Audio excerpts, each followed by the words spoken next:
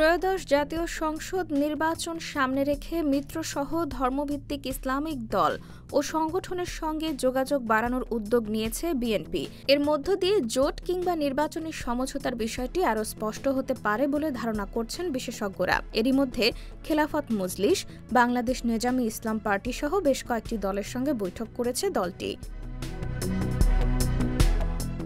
রমজানের আগে ফেব্রুয়ারির প্রথমার্ধে ত্রয়োদশ জাতীয় সংসদ নির্বাচনের ঘোষণা দিয়েছেন অন্তর্বর্তীকালীন সরকারের প্রধান উপদেষ্টা ড মোহাম্মদ ইউনূস। বিএনপি নেতাদের মতে যুগপৎ আন্দোলনের মিত্র রাজনৈতিক দলগুলোকে সঙ্গে নিয়ে নির্বাচনী পথ পাড়ি দিতে চায় বিএনপি।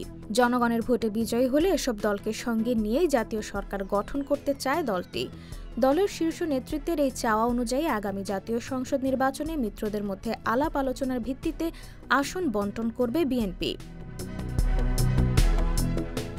এরই ধারাবাহিকতায় শুক্রবার ১২ দলীয় জোট জাতীয়তাবাদী সমমনা জোট এলডিপি ও লেবার পার্টির সঙ্গে মতবিনিময় করেন বিএনপির ভারপ্রাপ্ত চেয়ারম্যান তারেক রহমান। শনিবার ৫ দলীয় জোট গণতন্ত্র মঞ্চের সঙ্গে বৈঠকের কথা রয়েছে। মিত্রদের সঙ্গে বৈঠকের পর জাতীয় নাগরিক পার্টি এনসিপি সহ বেশ কয়েকটি ইসলামপন্থী ও বামপন্থী রাজনৈতিক দলকেও তাদের নির্বাচনী প্রক্রিয়া অন্তর্ভুক্ত করার কথা ভাবছে বিএনপি। তবে এই প্রক্রিয়ায় বাংলাদেশ জামাতে ইসলামীকে রাখার বিষয়ে এ পর্যন্ত কোনো ভাবনা নেই দলটির।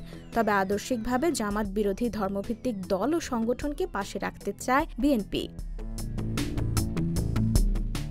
এদিকে সাম্প্রতিক সময়ে কওমি মাদ্রাসা ভিত্তিক সংগঠন হেফাজতে ইসলাম, মাদ্রাসা শিক্ষক কর্মচারীদের সংগঠন বাংলাদেশ জমিয়াতুল মুদারসিরিন ও সারসিনা পীরের সঙ্গে বিএনপির নেতাদের বৈঠককে গুরুত্বপূর্ণ হিসেবে দেখা হচ্ছে।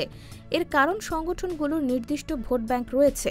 এসব সংগঠন আদর্শিকভাবে জামায়াতে ইসলামীর বিরোধী হিসেবে পরিচিত। পর্যায়ক্রমে আরও ইসলামী দল ও সংগঠনের সঙ্গে বিএনপির বৈঠক করার কথা রয়েছে। IBTV USA, new York.